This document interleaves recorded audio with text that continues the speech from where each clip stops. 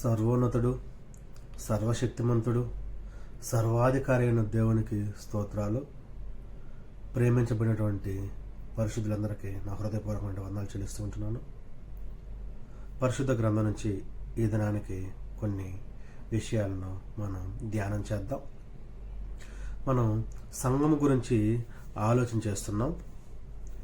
అయితే ఈ యొక్క లోకంలో అనేక మందికి, దాదాపుగా ఎక్కువ మందికి అసలు సంఘము అంటే ఏంటో తెలియదు. సంఘానికి ఎందుకు వస్తారో తెలియదు. అసలు సంఘము యొక్క అర్థమో తెలియదు. సంఘము యొక్క భావమో తెలియదు. సంఘము యొక్క విలువ తెలియదు.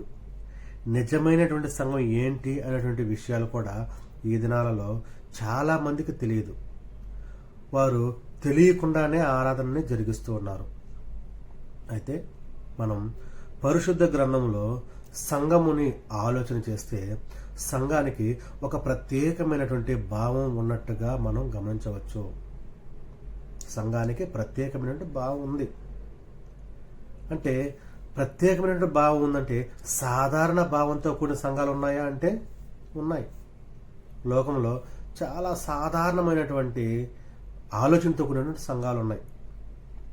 ఈ దినాన్న మనం నిద్ర లేచినప్పటి నుంచి బయటకు వెళ్ళి తిరిగి ఇంటికి చేరేలోపు మనకు కనబడేటువంటి సంఘాలన్నీ చాలా సాధారణ భావనతో కూడినటువంటి సంఘాలు, ప్రత్యేకమైనటువంటి సంఘాలు కాదు, లేదా ప్రత్యేకమైనటువంటి భావం కలిగినటువంటి సంఘాలు కాదు. ఇది క్రీస్తు ప్రభు సంఘం అన్నటువంటి మనసుతో లేదా ధైర్యంతో చెప్పగలిగే స్థితి వారిలో లేదు. ఎందుకంటే అక్కడ సంఘంలో జరిగే కార్యక్రమాలన్నీ గ్రంథానికి అనుకూలంగా జరగవు. వారి వ్యక్తిగతమైనటువంటి జీవితానికి అనుకూలంగా జరుగుతాయి. వారు రాసుకున్నటువంటి ఆ యొక్క పట్టికను బట్టి జరుగుతాయి. వారు నిర్ణయించుకున్నటువంటి ప్రణాళికను బట్టి జరుగుతాయి. వారు ముందుగానే సిద్ధపాటు చేసుకున్నటువంటి ఆ యొక్క ప్లాన్ను బట్టి జరుగుతాయి. కాబట్టి అవన్నీ చాలా సాధారణమైన సంఘాలను మనం ఆలోచన చేయాలి.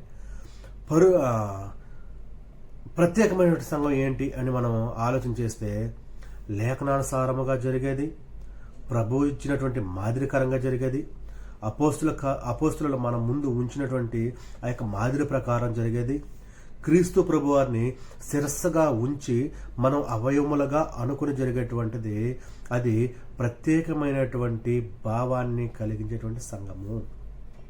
అయితే పరిశుద్ధ గ్రంథాలు వీటి గురించి ఏమైనా చెప్పబడిందా అని మనం కొన్ని విషయాల్ని ఆలోచించేద్దాం.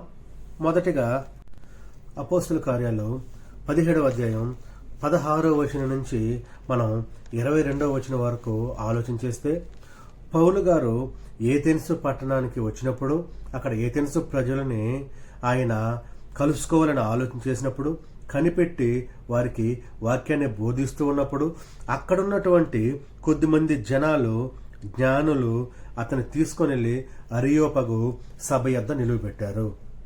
అక్కడ ఒక సభ జరుగుతుంది.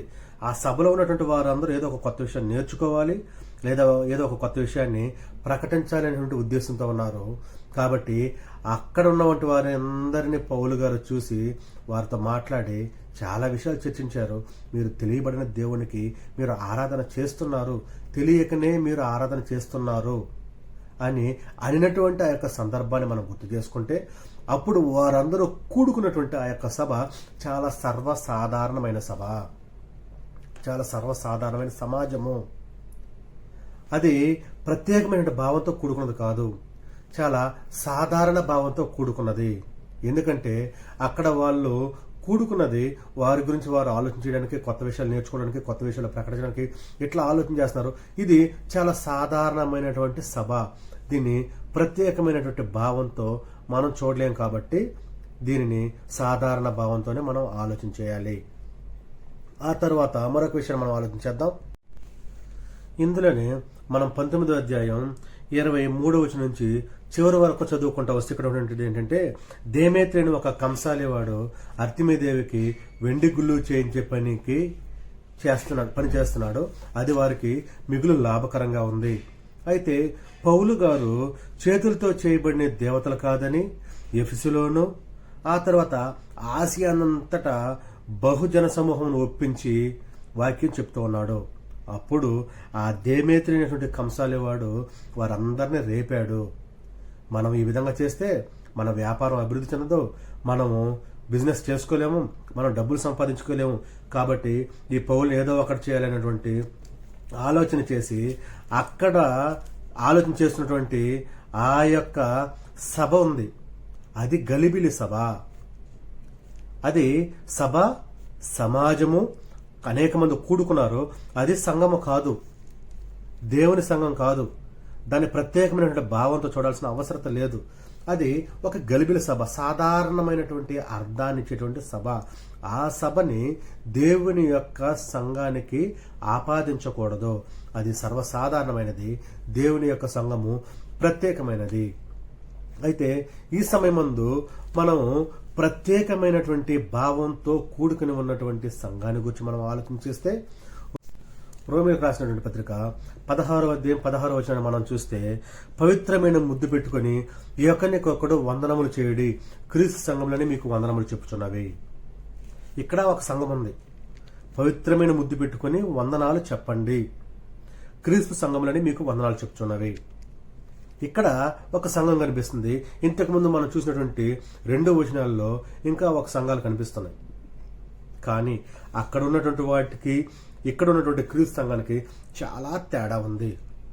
ఇది ప్రత్యేకమైనటువంటి సంఘము, ప్రత్యేకమైనటువంటి భావంతో కూడుకున్న సంఘము, ప్రత్యేకమైనటువంటి విలువలతో కూడుకున్నటువంటి సంఘము. ఇది క్రీస్తు ప్రభువారు తన స్వరక్తం ఇచ్చి సంపాదించినటువంటి సంఘము. దేవుడు పరలోకంలో చేరి ఒక ప్రణాళిక రచించినటువంటి సంఘము. అపోస్తులు తన యొక్క రక్తాన్ని ధారబోసి సువార్త వ్యాపింపజేసినటువంటి సంఘము, అనేక ఆత్మలను రక్షించినటువంటి సంఘము, ప్రత్యేకమైనటువంటి జనాంగం కూడుకున్నటువంటి సంఘము, చీకట్లో నుంచి వెలుగులోనికి పిలువబడిన వారి యొక్క సమూహము. ఇది నిజమైనటువంటి సంఘము. ఇది ప్రత్యేకమైనటువంటి భావంతో కూడుకున్నది. దీనిని మనం ప్రత్యేకంగానే చూడాలి తప్ప సర్వసాధారణమైనటువంటి సంఘంగా మనం ఆలోచన చేయకూడదు. సర్వసాధారణంగా దీన్ని ఆలోచన చేస్తే దాని విలువను మనం తగ్గించేసిన వాళ్ళం అవుతాము, దానికి ఉన్నటువంటి గౌరవాన్ని మనం తగ్గించిన వాళ్ళం అవుతాము. ప్రియులారా, మనం ఆలోచన చేస్తే ఈ దినాలలో సంఘము అనే పదము వ్యక్తిని బట్టి, వ్యవస్థను బట్టి పేరుతో పిలువబడుతుంది. అయితే దేవుని సంఘము అలాంటి పేరుతో పిలువబడదు. లూథరన్ సంఘము లూథరన్ గారి పేరుతో పిలవడం జరుగుతుంది.